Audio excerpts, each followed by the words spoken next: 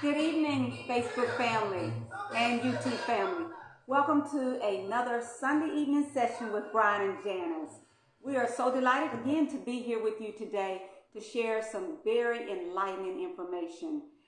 Our main concern today is the emphasis on why is there so much black crime going on amongst our young African American men.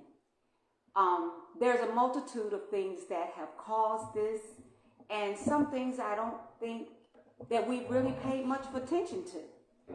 But with that being said, every day there is either a mass shooting, there's crime on every corner, there's blood being splattered everywhere from our young black youth. It is at an all-time high. It is absolutely terrifying. People don't want to get out and mingle and get out with big crowds, celebrations, concerts, events. It's at the point that people really don't want to get out anymore. And that's not healthy and that's not good. It's also causing a lot of anxiety amongst our young adults. So with that being said, we really need to take a deep dive, a deep nosedive into this, and let's determine and try to look at where some of this is coming from. I want you to ask as many questions as you like. We are able to respond to your questions today. So without any further ado, I'm going to let Brian come on and just give us an opening session on this. Well, good evening, Facebook family. Good evening, YouTube family. Good to see everyone that is joining us.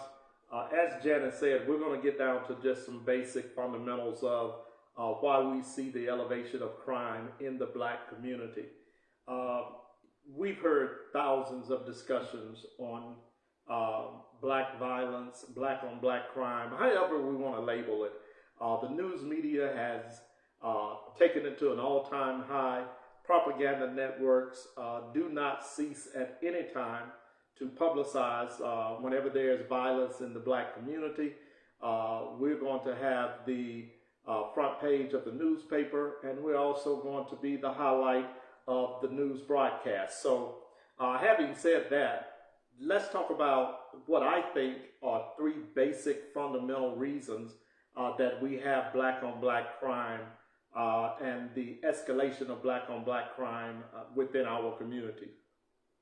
So I'm always going to point to the historical because you cannot understand what's going on in present day reality unless you look back at history and you're able to actually define some of those root causes of what happened in our past that actually dictates the way that we act now. So when I look at the historical element of that, I have to go back to the slave labor without wages.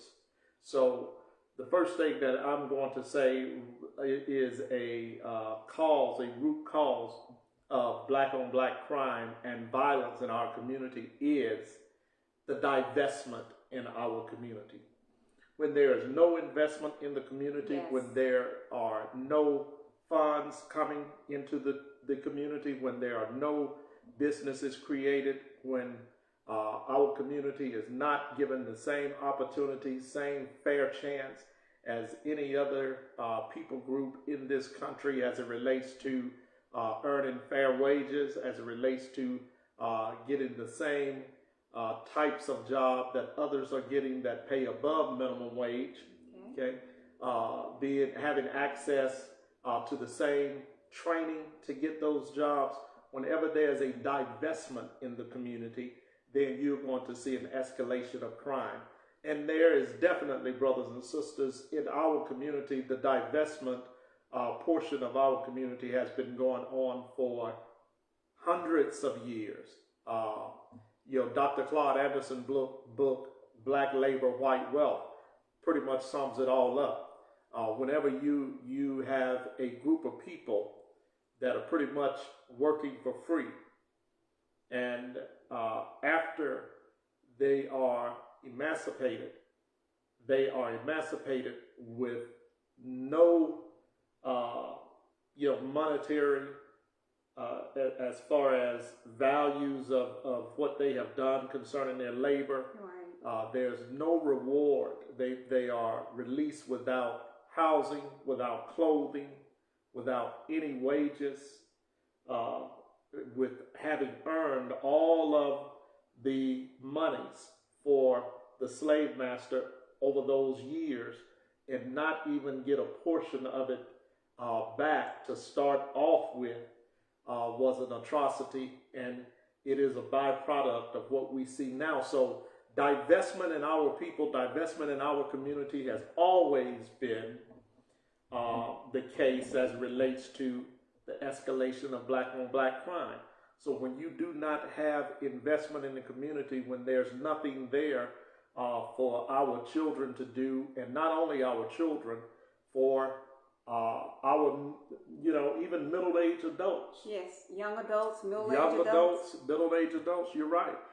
When there's nothing there, when businesses aren't being created in our community, when the city, state governments are not investing back in black areas, when that funding is going toward other things based on business decisions over a human rights and human values decision, then you're going to have an escalation of violence. But Brian, can I interject here for a minute? I've been talking to quite a few people, and at one time we had those things in our communities. Mm-hmm. There were things, we had just say right in Montgomery, Alabama, we had in the mall, we had the ice skating rink. Mm-hmm. We had the skating rinks, and what happened, those things had to resolve because of crime. But here's the point that you're not making. When Montgomery Mall was originally built in Montgomery, Alabama, that area was 85%, 90% Caucasian. Okay, so you have to look at the Jeff Davis area, that Carter Hill Road, what I call the Carter Hill Road loop that intersects with Southern Boulevard, Carter Hill Road, Ann Street, all of it loops. When you look at that loop initially, Cloverdale area, that loop, all of that was, like I said, 85% white. So when Montgomery Mall was originally established, it was established for the white community. It was an investment in the white community. Okay, it wasn't an investment in the black community. So most of your parishioners of Montgomery Mall in its early years, up into the latter stages of the mall, were white parishioners. Okay, so that's why we have to go back to the origin and see exactly, when those businesses were put there, what was the demographics at that time that actually resided in that area. And if you look at it, the demographics at that time was, like I said, 85% Caucasian. So you're saying there was nothing in the black communities to help offset the crime? There was no entertainment for those kids. There were no community. I'm sure there were community centers and things of that nature. Yes. And that's what you saw in the black communities, mostly in your black project areas. Being a native of Montgomery myself, you had your community centers. You had your 8-rack basketball courts. So you had those type of things. Okay, we oftentimes couldn't afford to go to skating rinks and things of that nature. So we had to do activities that did not require any cost involvement. So, there again, look at what has happened, with the, the Montgomery Water Park. That is a fiasco. So when you look at that whole investment, it was not to enhance or improve black life, period. That was an investment. It was a business investment without any type of human concern involved at all. So when I hear people come on WSFA and make a statement that hopefully this will bring together all races, it's not, because it was built with one main specific purpose in mind, and that was to attract those people that could afford to go, and those people that are attracted to that type of venue. Okay, and blacks aren't attracted to that type of venue. Okay, yes, we can learn. Yes, they have some blacks working at the water park, but the actual venue itself was not put there to attract blacks. And another reason they chose a white water park and not a traditional water park that have water slides, things of that nature, lazy rivers, things of that nature, because those are the type of water parks that blacks frequent. Okay, so if the investment had been with all of Montgomery in mind, they would have put a traditional water park there. The reason that they did not do that, because they wanted to go outside of the purview of blacks being parishioners, the main parishioners of that venue.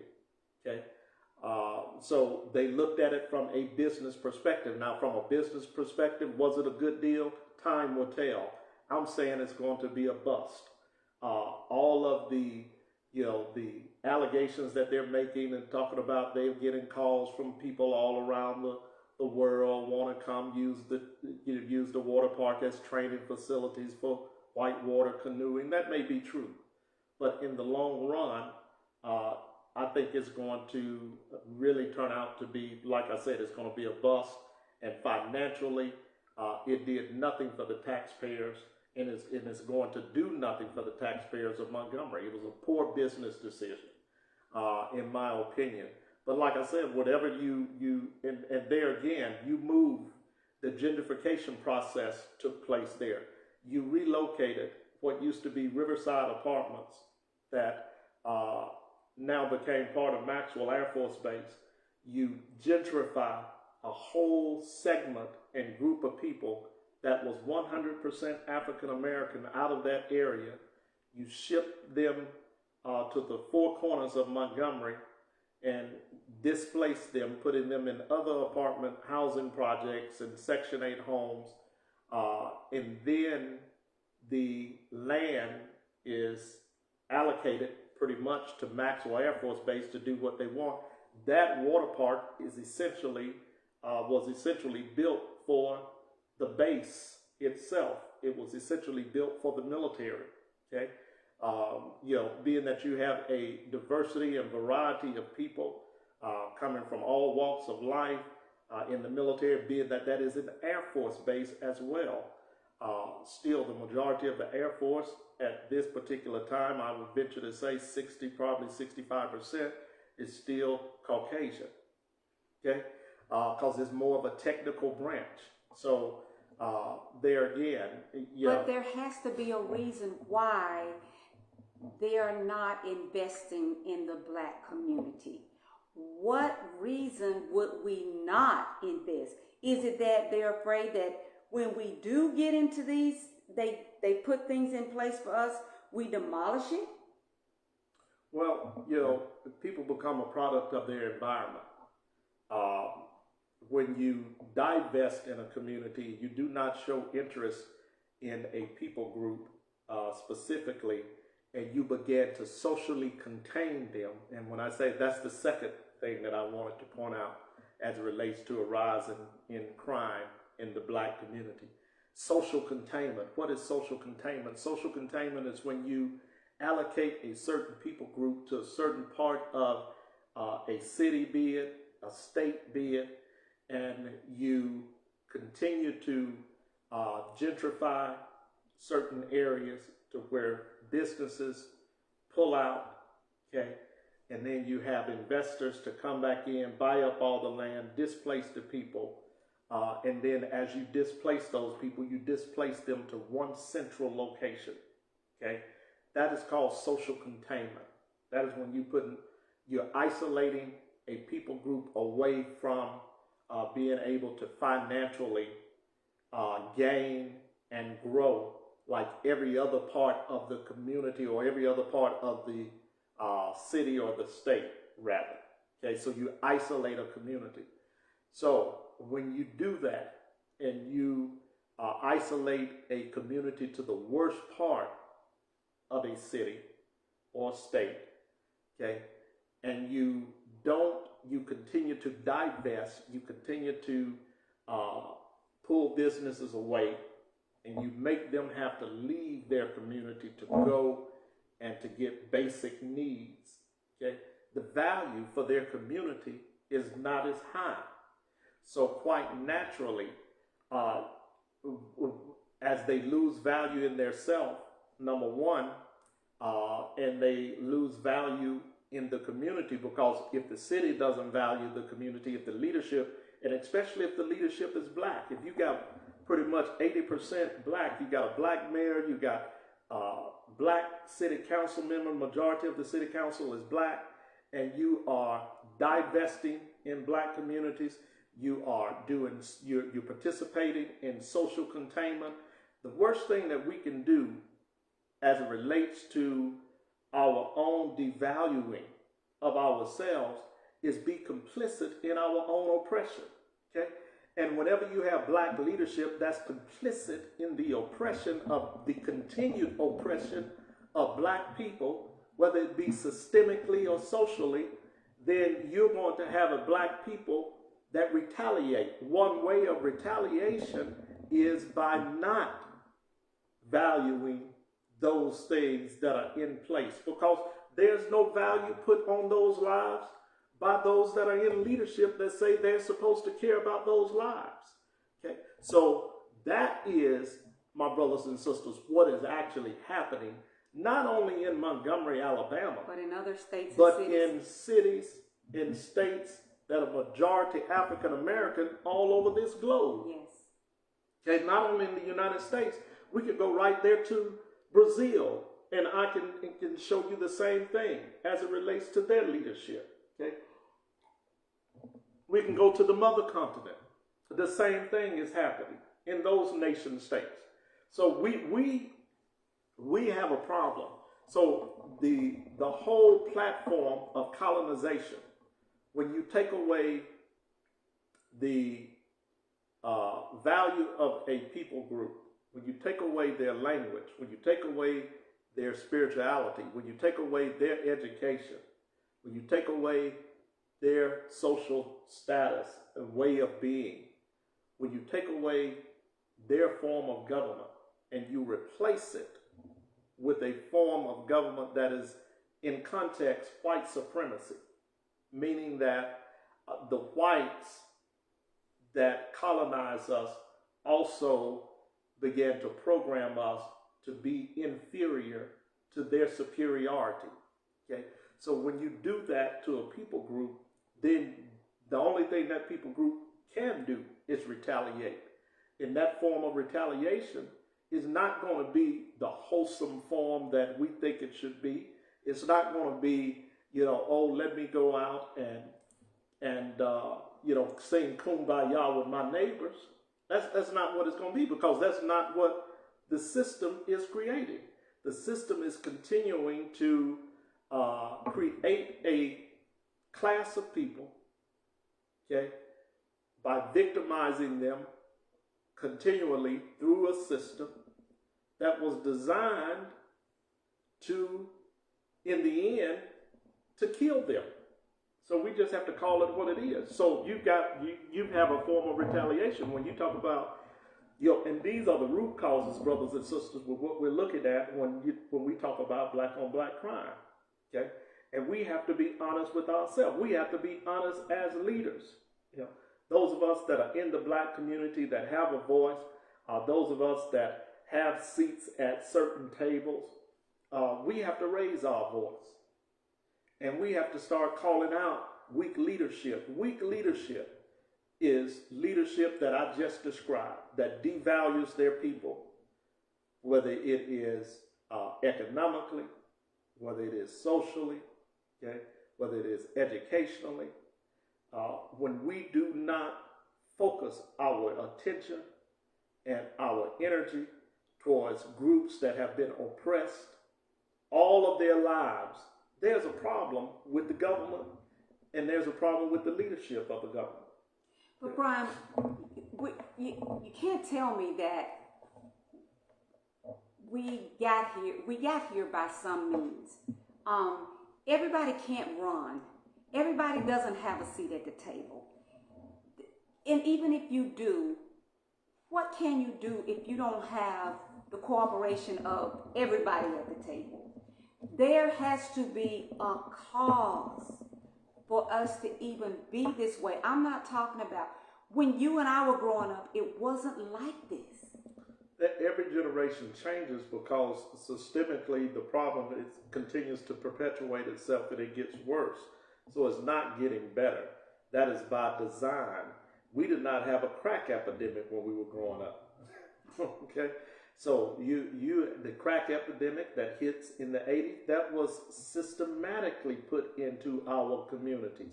So what I'm showing you is, I'm showing you that when we look at, and there's no excuse for black leadership. I don't make excuses for black leadership, period. Because there is none. There's no excuse for having a black face and a white mind. There's no excuse, okay? That, when we have leaders that, like I said, value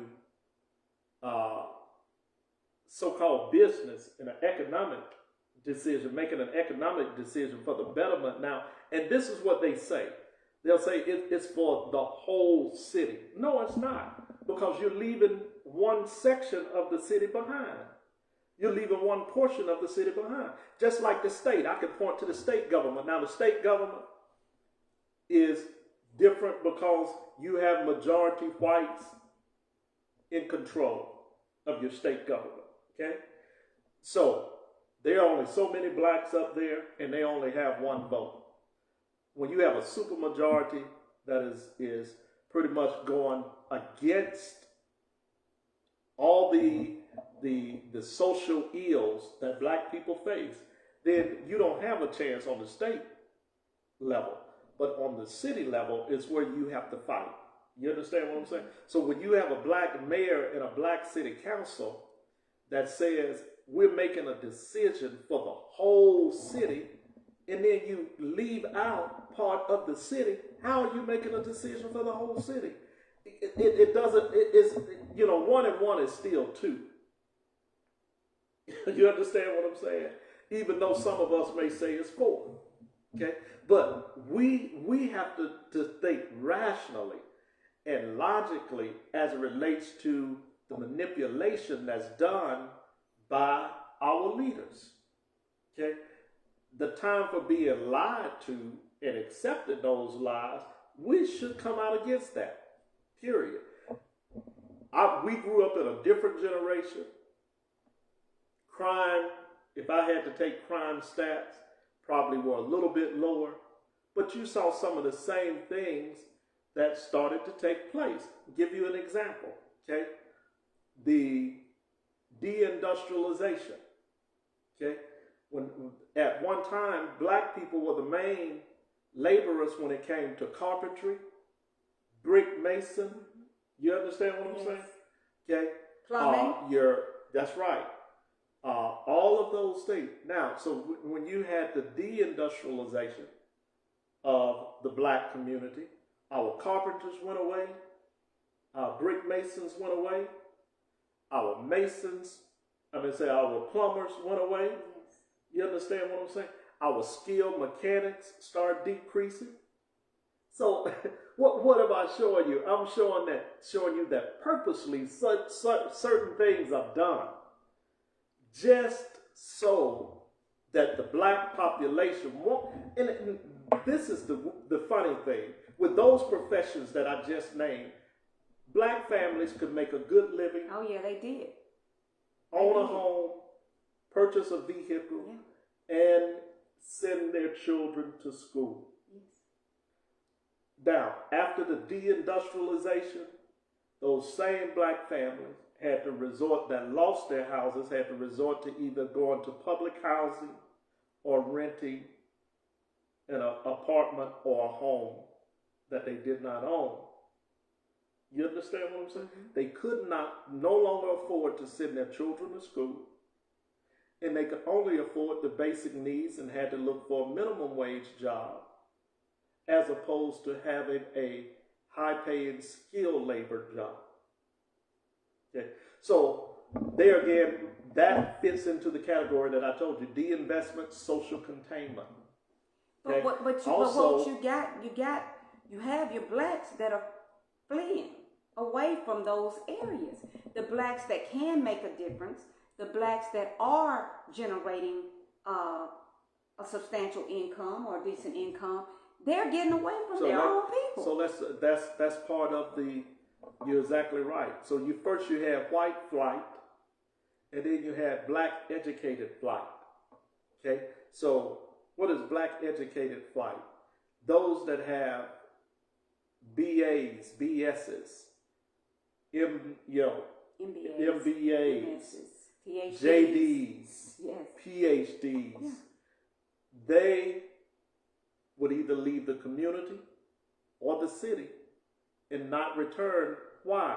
Because they were also undervalued as it related to their pay in the same position that their counterpart had, that had less of a lesser degree than they had. Okay. So they moved to other cities and other areas that at least where they could make a competitive salary if it wasn't on the same level as their colleagues that had the same degree that they had. Okay? So that's why you saw the black flight, the black educated flight. It wasn't because I don't want to be a part of my community. It was more so because I've got student loan debt and I've got to start paying this debt back in X number of years, and I'm only making minimum wage. I can only get a job at McDonald's. So they left to go seek compensation for their degree. Okay? You have a lot of blacks that are put in that situation that a lot of them did not have a choice. So very different from white flight. You understand what I'm saying? Okay, so social containment is a major factor. Divestment of our community is a major factor of what we see happening in our communities today. Sister, one of the great mothers, Ruby Sales, I want everybody to get this book from Spirit House. It's called A Balm in Gilead. She addresses what's happening now in the 21st century.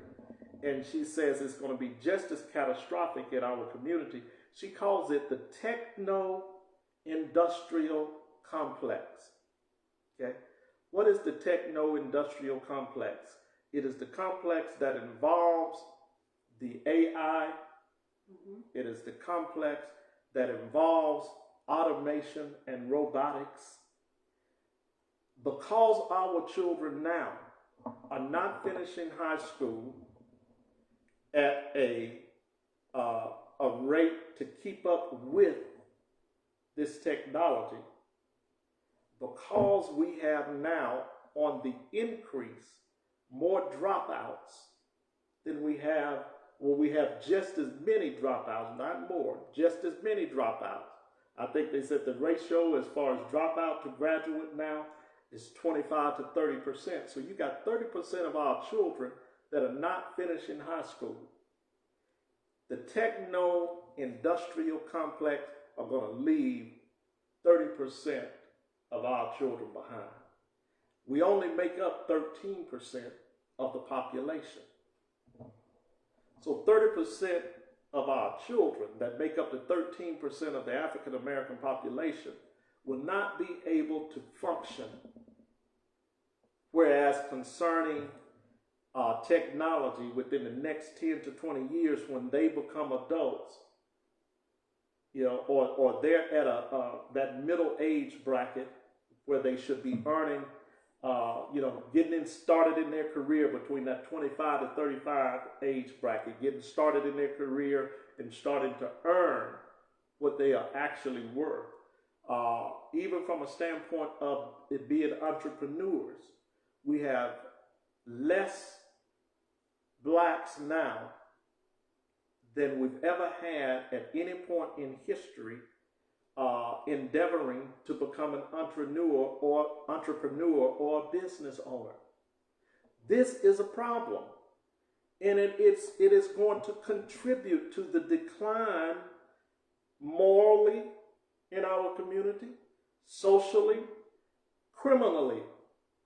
Okay, when there's nothing for you to make a living, no jobs in your community, nothing in your community for you to make a living, then you go to outside sources. You will take a risk. Yeah. And there are extenuating circumstances, for those risks that are taken. But we have to admit that in the process of those extenuating circumstances, it's going to affect those that are not part of the Black community as well. You got you got Letitia DeJarnette asking a question. What's going to happen to our what? Future. Ooh. Mm-hmm. Yeah.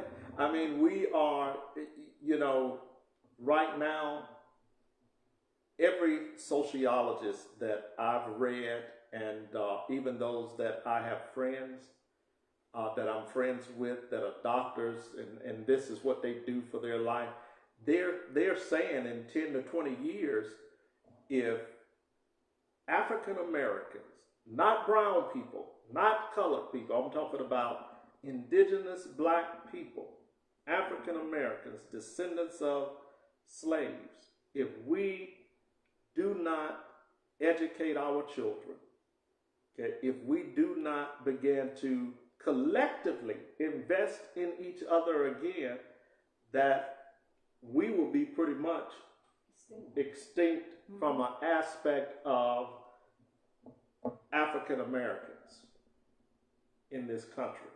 So that's what we were talking about, the identity of Black people on last week. It's very important how you identify yourself, because in 10 to 20 years, there's not going to be on the census, and the census is taken every 10 years, right. Correct? Yes. You're not going to see an African American category there, because they're not going to be anymore. Okay, we're either going to be here again, back to the criminalization. Yes. About the prison industrial complex is not going anywhere, brothers and sisters. It's getting bigger. It is getting bigger for a reason. Yes. Okay, because we aren't being educated, because our children are dropping out at that high dropout rate now, because there is a divestment in our community and not an investment by Black leaders that are, I won't say it, but they are horrible when it comes to understanding what Black communities need. They will not invest, and it's just a sad commentary. But we are going to be in a situation where we can't recover. Okay? And it's going to put our children in a bind to where they have to compromise socially at that particular time with whatever is being engineered for them to be, think, do, and say. Okay, so I think it's a shame, my brothers and sisters. I think it's also terrifying at the same time. When you really think about it, we should be asking questions to our leaders and not just accepting, what these answers, what they're saying. Brian, a lot of people, they don't know the questions to ask. You cannot be afraid to ask questions. We're losing our young Black people. We're losing them. They're not listening to us. At this point, they have all the answers. They feel they have all the answers because they're not really seeing a great representation from us. Mm-hmm. Do you agree? I agree. And that is what I'm hearing from them. I ask them all the time. I work with a lot of young adults. Well, I say young because they're in their 20s and early 30s. And they are saying that they don't see the adults, the older adults, setting an example. They don't see us standing up to a lot of the political crap that's going on. Why are we sitting, lying here docile, letting leaders that are in position to make changes just going along to get along and photo opping? Mm-hmm. You know, we're not, and you're right, and they're right. Elders are not being elders, so we have to raise our voice, and we cannot be afraid to raise our voice. And like I said, we can't be complicit in our own oppression. And a lot of times now, black leadership is the main oppressor of black people. Okay? They are complicit to white supremacy in every facet of the way. Okay? That's why right now in Montgomery, that's why they have that water park. You understand what I'm saying? Because of complicity to white supremacy. It's why that water park is there, and why a whole section of people have been gentrified and forgotten about. It's very unfortunate. I said three things. So we got divestment, okay, we got social containment, and then the last thing that I want to talk about as it relates to this is social engineering. Bingo. Okay? That's it. Yeah. To continue to develop a criminal element in our community. Exactly. So what are you talking about, Brian, when you say social engineering? At one particular point in time, I don't know if it still is, but Grand Theft Auto was the biggest selling video game. Yes. Not only in the black community, but at one time the world. But it was in the black community, it was the number one seller. Yes. Video games have a way of socially engineering our minds. Exactly. What is the foundation of Grand Theft Auto? It's to steal, kill, shoot 'em up, bang, bang. That's how you get your points. That's how you win the game. Yes. And our children partake in those type of violent games more than any other group. And they're giving them at such a young age. Yes. You know, you got 5 and 6 year olds, 4 year olds that are actually playing these games. Playing the video games. Now, what else is social engineering? When you have TikTok? European producers, record label owners, wow, that stipulate to black artists, this is what sells, this is what music you're going to make, or we shut you down. And the music that is being made to degrade ourselves as black men and black women continues to play a major component of the moral decline in our community and of the criminal element in our community. Wow. Okay?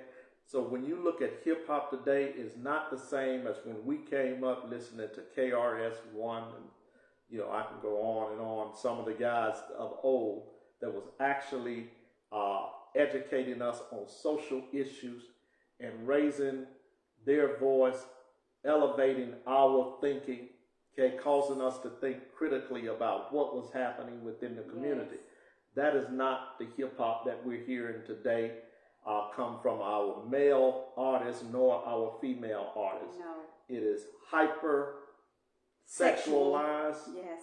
It is criminalized yes. to the guilt. Okay, anything you could think of, sexually, calling you out of your names, everything that the slave owner did to the slave is being perpetrated onto us through rap artists. Yes. To this very day. Yes. Some of the same exact language that the slave owner used is in the music to continue to socially engineer us into acting a certain way, into talking a certain way, into treating Presenting each women to other present themselves a certain way. treating each other Yes, a certain way. yes. We do not think on a collective format anymore. Everything is individualized. Everything is over materialized. Brothers and sisters, this is a game. It is. Yes. And I'm telling you, we are not in the game. We are far behind what is actually going on to try to genocide our people. So, Brian, what you're really saying is that these video games, Instagram, TikTok, all of these devices, social devices that are out here now, they are actually set up to program the minds of the youth to get them to act in this irrational, hypersexual way to take this out into their community. And not only youth, middle-aged and old people and seniors, same way. We got a community that is addicts when it comes to social engineering. It dumbs down our ability to critically think, dumbs down our ability to analyze and to make wise decisions. It takes all of the problem-solving skills out of our community. So when we over-participate in those things, then we are undercutting ourselves because we are being reprogrammed as it relates to how we think, how we act, how we treat each other, and that's from the youngest to the elders. You got some old fools out there that are just as wild, yes, just as crazy. yes. So we have to really be honest. It's not just our young people. When you take the eldership out of the black community, when you do away with the wisdom of the black community and how we are supposed to function and act toward each other, and you substitute it through media, be it TikTok, be it Facebook, be it all of these different platforms that our children can access, and our middle-aged adults and old seniors can access, and you tell them this is how you are to function in this society that's being re-engineered for you to be a certain way, to do a certain way, to act a certain way, then you reduce the value of that group to literally nothing. And when you reduce them to nothing, then what is on display? That mentality is on display. Well, if I'm nothing, I'm going to do nothing. If I'm crazy, I'm going to act crazy. Yeah. If I'm a thief, I'm going to steal. If I'm a criminal, Yeah. I'm going to act like Definitely. a criminal. Definitely. If I'm a thug, I'm going to act like a thug. Exactly. You understand what I'm saying? Because that's So- what they're seeing. That Yeah. is all they're seeing, and that is pulling them in, and that's being presented as being attractive to them. Yeah, we cannot continue to be participants in our own oppression. We cannot continue to be participants in our own oppression. We have to stop. Bob Marley said, "Free your mind. Free your mind." Okay, if we could free our minds, break away from everything socially that they're trying to do to continue to oppress and undermine our people, then we can liberate our community. Yes. Okay? But until we can do that, we're in trouble. We just have to admit it. Okay? That if you can, and you you all can Google this and give you this information. There's a project that's being put in place right now. I think I may have mentioned it on some other shows too. The 2030 project.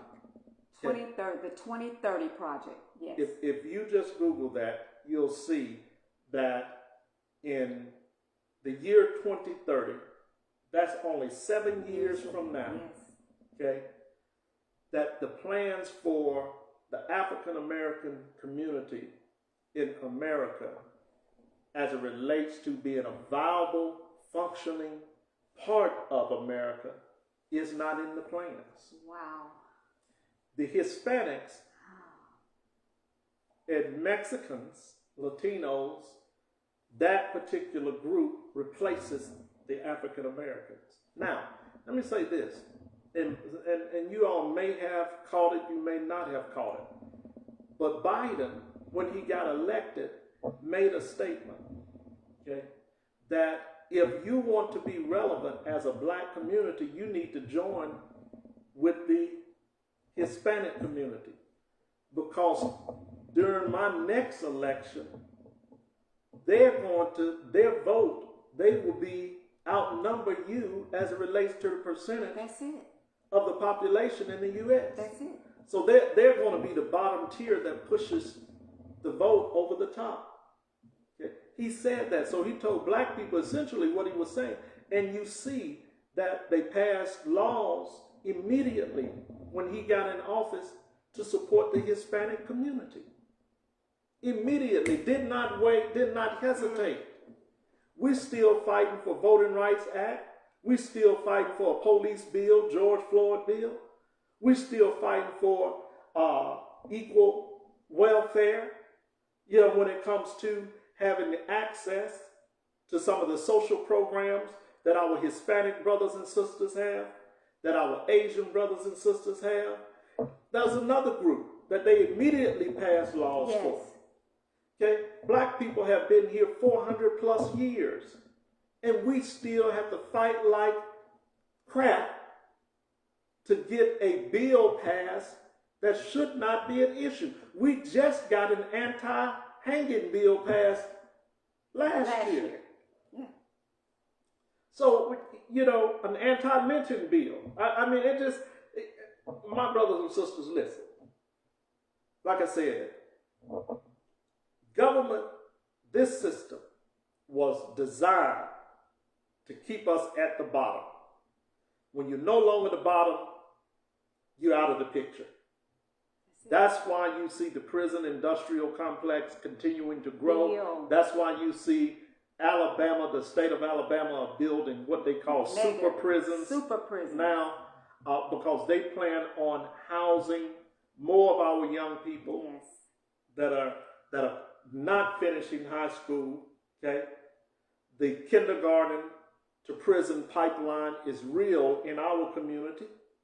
Okay, if we just have to call it what it is, and the weak leadership that's on display in our cities that are majority black, that do not invest in black people. They do not care about black people. They're bourgeois. They got their degrees. They got their fine houses and fine cars. So let's just call it like it is. Yes. Okay? And they have no type of empathy for the history of the suffrage of black people. Okay? They cannot identify with the common black person. Like you said, sweetie, they are more concerned with photo ops and business deals to Yes. promote and to push their own political agenda. Mm-hmm. Okay? Yes. Wanting to move to the next level, whatever that may be. Mm-hmm. They don't care about They don't.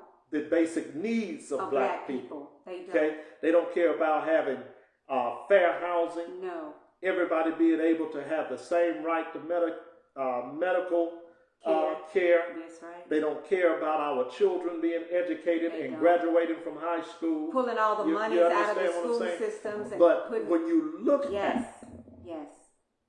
our counterparts, when you look at the Caucasians, when they raise issues They raise issues and they hold the leadership accountable. Exactly. We got to stop going along to get along with our leadership. It is a shame. Okay. And when we have officials that do not put back, they were elected to represent us. When they do not represent us, then there needs to be a major outcry.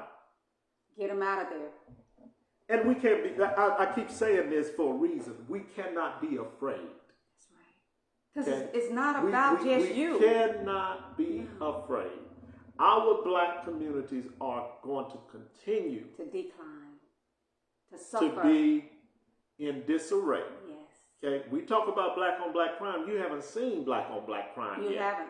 Okay? And it'll come wherever you are. Yeah, that's exactly right. You can't that's run exactly from right. it. There's no getting away from from crime, like I said, because it's a created element of the society. Yes.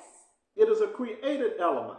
If you had gangsters and thugs that created this country, then who best to teach our children to be gangsters and thugs but those that are descendants of the gangsters and thugs that are still running the government, okay? And then you hire pseudo gangsters and thugs called black politicians to get in place to run the government and to do their bidding. It is all a game. We cannot, like I said, be participants. How do we revolt? We refuse to take part in that foolishness. That's how we rebel. I mean, you talk about a revolution. Gil Scott Heron said, the revolution will not be televised. I love some Gil Scott Heron, one of the first spoken word poets. Hey, the revolution will not be televised, brothers and sisters.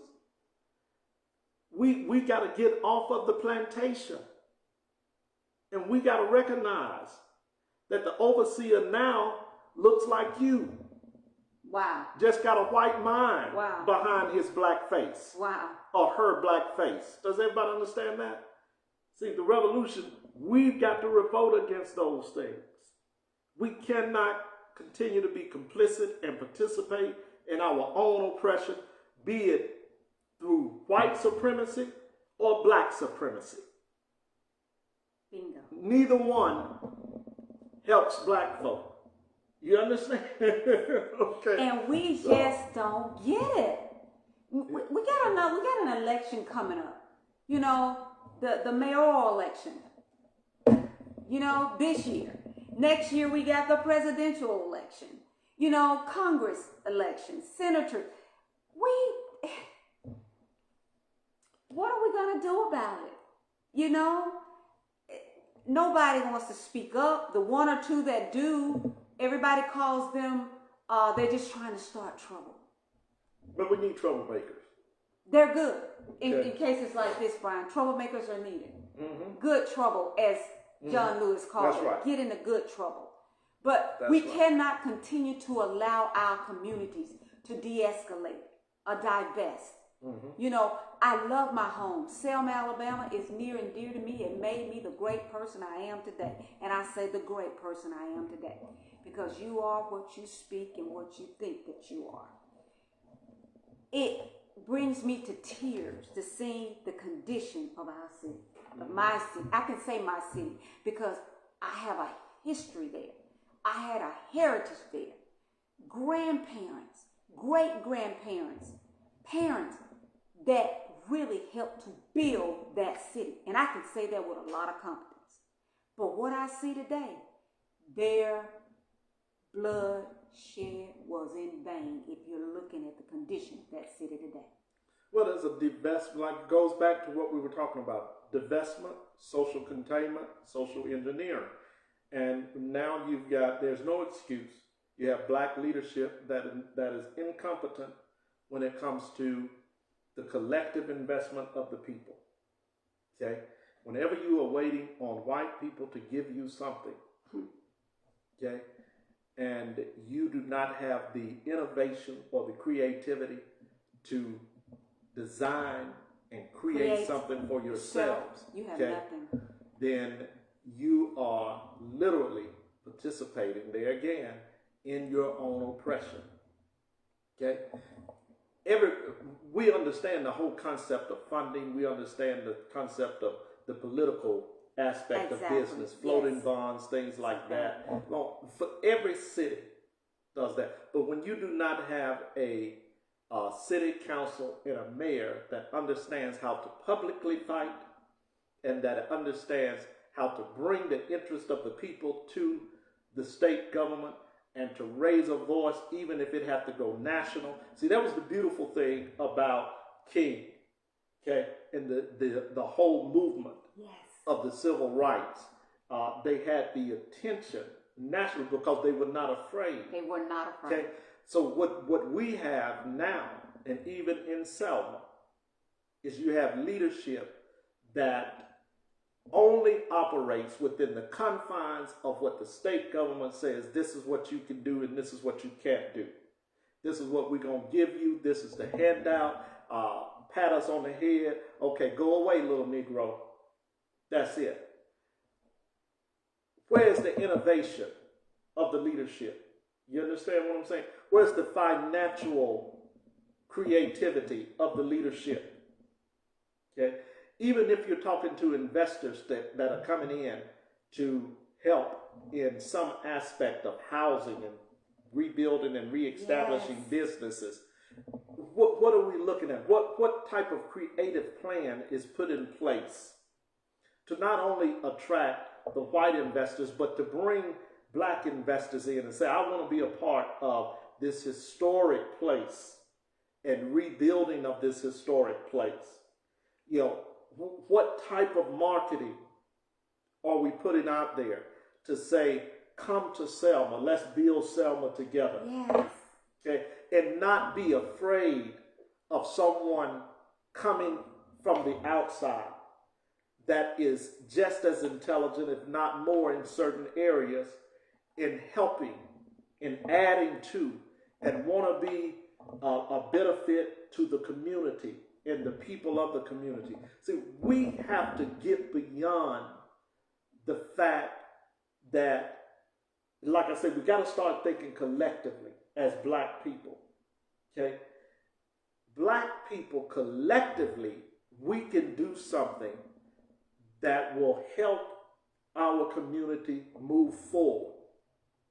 Because every time we take one or two steps as a community, the system is designed to push you back one. Okay?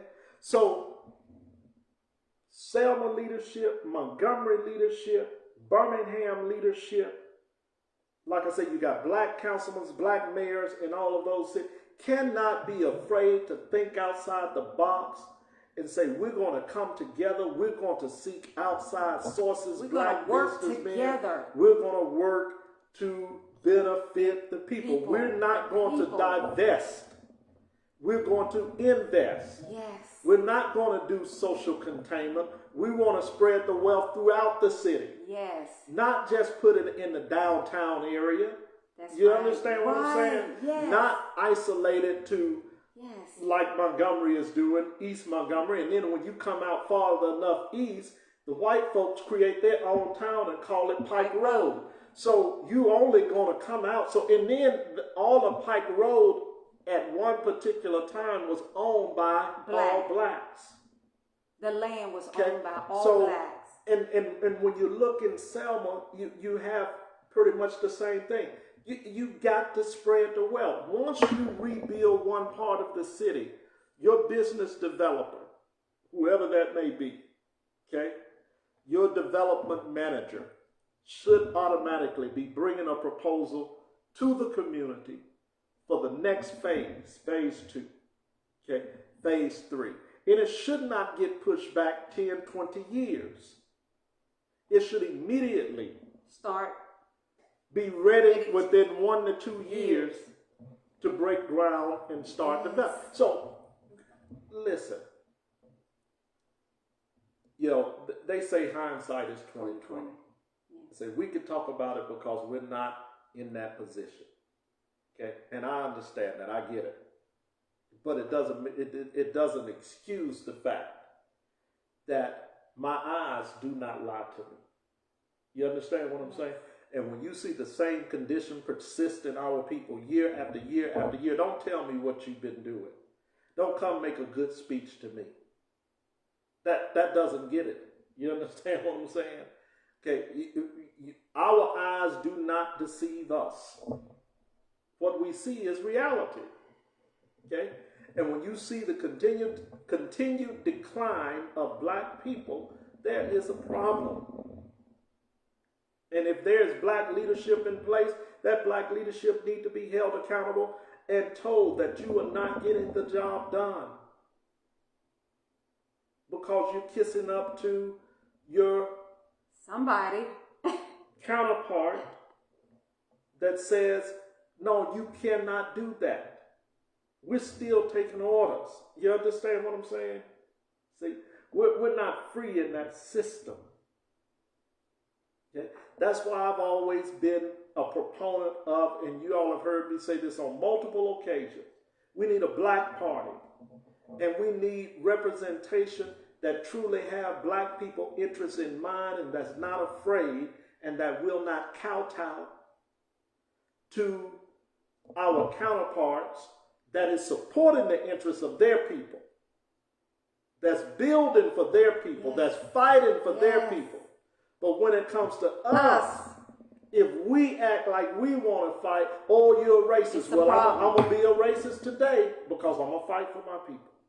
That's what type of attitude we have to have, and that's what type of leadership we need. Somebody that says, look, I can get along with you, I can work with you, you can help me build, but listen, my first interest is to my people, period. They are the ones that have suffered more than any other group in this country. And now you're bringing in immigrants and making laws that place them above a people group that labor to build this country. How is that fair? Make sense out of that for me. You can't make sense out of it. You understand? So we've got to get back to some basic things. But brothers and sisters, what we were talking about tonight, that is the reason that we see black on black crime so high, you know, and that we see black on black crime continuing to escalate. It's not going to get any better. No. And we're fooling ourselves if we think that it is going to get better. It's not.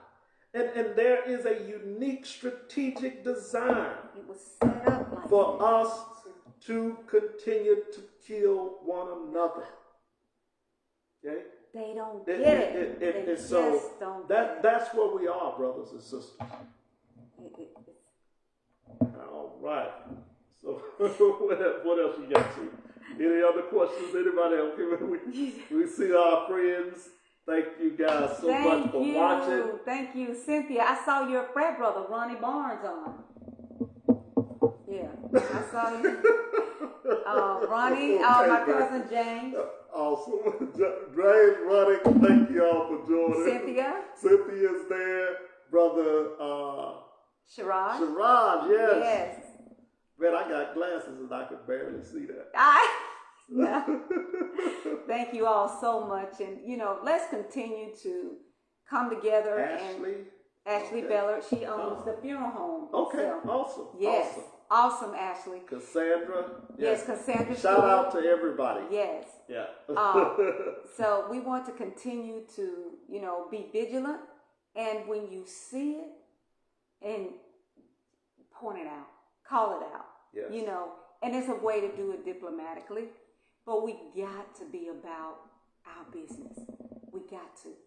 Because we are losing it day in, day out. I just do want to say this. Again, thank you all for watching us. We really appreciate it. We also on YouTube with Men and Women of Destiny. Mm-hmm. So you all don't hesitate to go to our YouTube site. We are going to launch on TikTok, I think. No, Brian doesn't want to do TikTok. So we're not going to go on TikTok. So we're on not yet. Facebook Meta. I think it's Meta now. Yeah. And our YouTube. But we are really trying to promote our YouTube site. So if you all will be kind enough to share this video and to as many people as you can. Yep. And if you know anybody that you feel that, Yeah, go ahead and finish saying what you're saying. if you know anybody that you feel like that can contribute to this platform, we would love to have them on our platform. Believe you me, we are all about helping our people to rise above the cause. One of my favorite ladies, Brian introduced me to her name is Barbara Sizemore. She's an ancestor now. Sizemore, Barbara Sizemore. She always said, black people just don't get it. But I believe our people will get it. I'm saying it, we will get it. Okay? So without anything else being said, we love you guys. And again, thank you for watching. Thank you all. Bye-bye. Bye-bye. And have a wonderful Have a Sunday. great evening.